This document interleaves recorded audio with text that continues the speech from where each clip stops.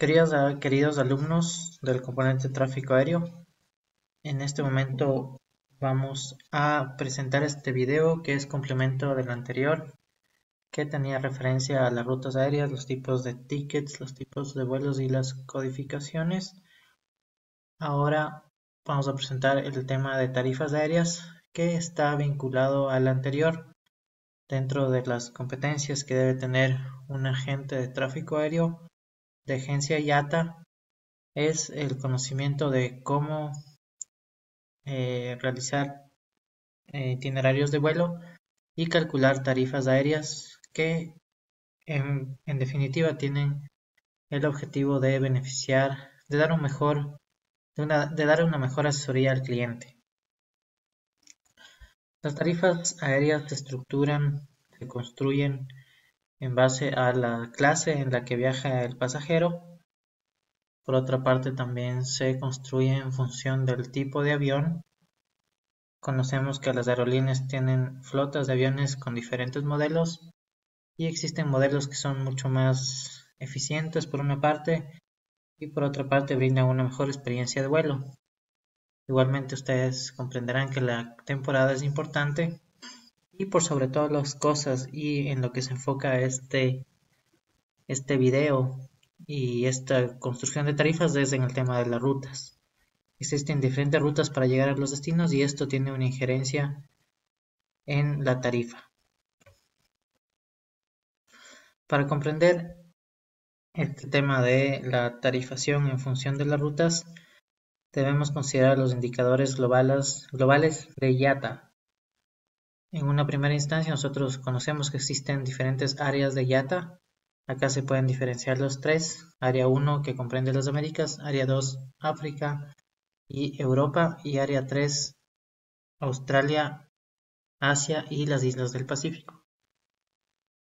Como verán, acá existen códigos entre los diferentes áreas. Justamente los desplazamientos de los aviones entre diferentes áreas, sean directos o vía haciendo zonas de tránsito, tienen diferentes indicadores globales y en base a estos indicadores globales se establecen algunos parámetros que sirven para determinar las tarifas aéreas. Fundamental es su conocimiento de las localizaciones, de la geografía en general, del mundo, incluyendo las áreas, porque los indicadores globales tienen relación a esto. Acá podemos observar un poco una analogía con el mapa mundi. Tenemos conferencia de tráfico 1, conferencia de tráfico 2 y conferencia de tráfico 3, Américas, Europa, África, Oceanía, Asia y Islas del Pacífico. Y estas líneas son los desplazamientos eventuales de los vuelos y nos dan cuál es el código del indicador global. Los indicadores globales básicamente están en inglés y hacen referencia por la zona por donde pasa el vuelo. Entonces EH hace referencia a Eastern Hemisphere, un vuelo entre Tokio y Sydney, Australia, tiene un indicador global EH. WH es Western Hemisphere, considerando como por ejemplo un vuelo entre Nueva York y la ciudad de Panamá. Como verán, un vuelo transatlántico, por ejemplo, Atlantic, puede ser entre Quito y Madrid, entre conferencia 1 y 2.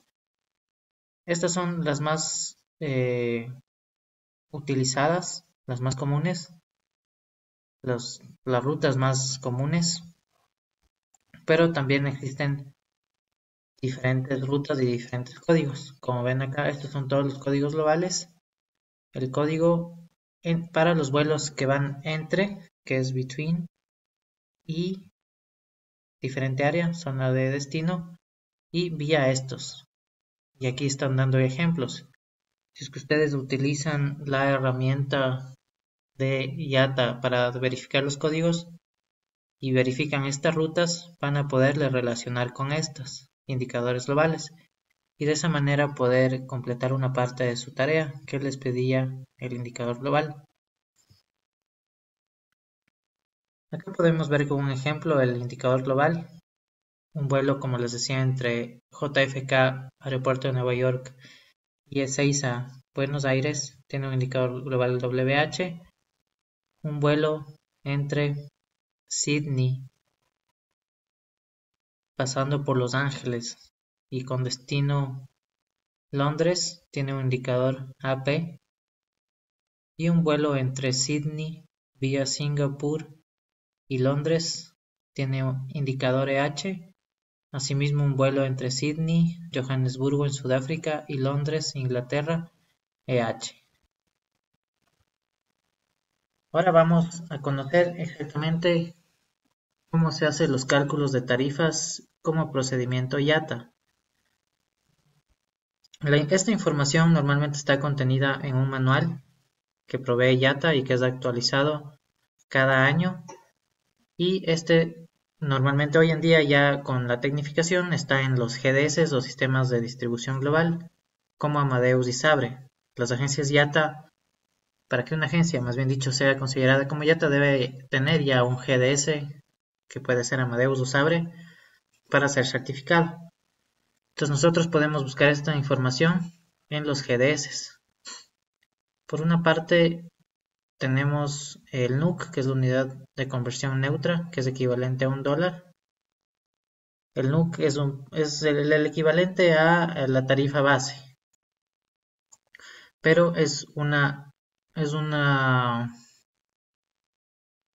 parámetro virtual nada más. No está, equivale a $1, pero este después es convertido a diferentes tipos de cambios. TPM hace referencia a Ticketed Point Mileages, que significa millas existentes entre punto y punto. Ustedes deben calcular el TPM en el ejercicio, entonces pueden hacerlo buscando un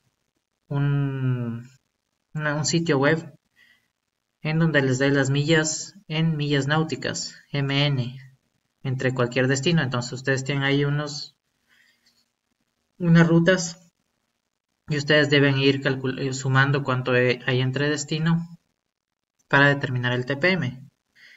MPM es el máximo permitido de millas entre un destino y otro. Este es un parámetro que establece IATA. EMA es un Excess Mileage Allowance, es una rebaja por exceso de millas que como agentes estamos permitidos hacer en diferentes rutas, dependiendo. Y el EMS es el Excess Mileage Surcharge, cargo por exceso de millas. Hay algunas rutas en donde hay que aplicar un cargo adicional, un porcentaje adicional de cargo, porque existe un exceso de millas. Pero, como decía, existen algunos destinos en donde existe este allowance o esta rebaja y estamos permitidos de hacer. Entonces debemos también conocer cuáles son las rutas que nos permiten hacer este descuento, pensando siempre en beneficio del cliente. Como ejemplo tenemos acá dos ejemplos, ¿no? Uno que es clase económica entre Sydney y Londres vía Singapur, y el otro clase económica entre Sydney a Londres vía Johannesburgo. Son mismo zona de origen, misma zona de destino, pero con diferentes zonas de tránsito. Muchos de estos parámetros NUC y MPM vienen dados ya en el manual de IATA, que normalmente está vinculado a la clase ya, al tipo de avión y a la ruta. Ahora, para el cálculo del TPM, nosotros debemos sumar la cantidad de millas existentes entre los destinos. Un poco esa es la tarea que ustedes deben hacer. Parte de su tarea es calcular esas millas. Entonces, si ponemos como ejemplo esta ruta entre Sydney vía Singapur a Londres, la sumatoria es 10.002. Y si es que sumamos la ruta vía Johannesburgo en Sudáfrica, el número de millas es mayor. Entonces aquí empezamos a aplicar el procedimiento. Si es que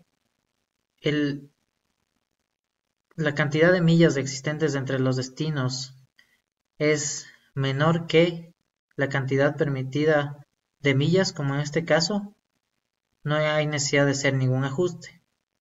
Pero si es que la cantidad de millas es mayor, como en este caso, en la ruta vía Johannesburgo, tenemos que hacer un ajuste. Normalmente, como hay exceso de millas, hay que hacer un ajuste en la tarifa porque hay más desplazamiento. Entonces se cobra más por el tipo de ruta. Entonces se procede a hacer este cálculo. Este cálculo nos va a dar un número que después va a ser asociado a una reducción del NUC, que como decía se da en dólares y es un poco la tarifa base. Para hacer el cálculo igualmente nosotros siempre nos da un EMA, un Excess Mileage Allowance. Hay algunas rutas, como les decía, en la tarea ustedes tienen ya dado este número. Lo que tienen que hacer es restar para obtener un nuevo TPM y de esa manera proceder a calcular el NUC. Fundamentalmente se le resta al resultado que obtengamos de esta fórmula al NUC para obtener una nueva tarifa base. Ahora entonces vamos a abrir la tarea.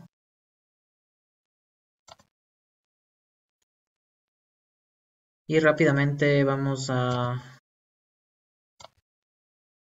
dar algunas pistas. El ejercicio 3 es menos complejo, les daré ya a conocer cómo se hace el cálculo.